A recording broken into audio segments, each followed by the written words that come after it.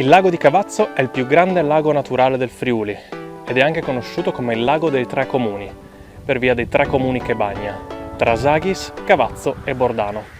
Ed è proprio dal comune di Bordano che partiamo oggi, dalla sua frazione di Interneppo.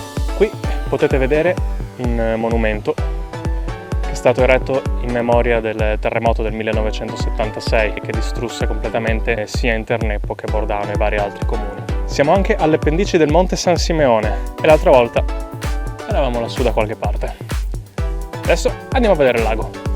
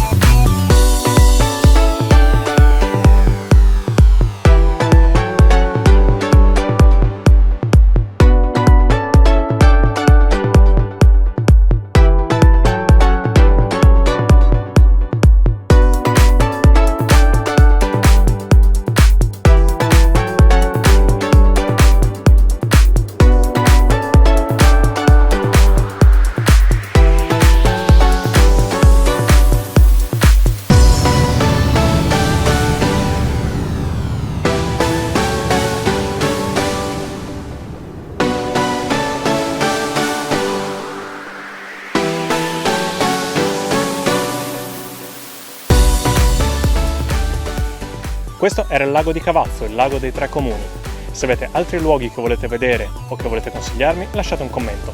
Ci vediamo al prossimo!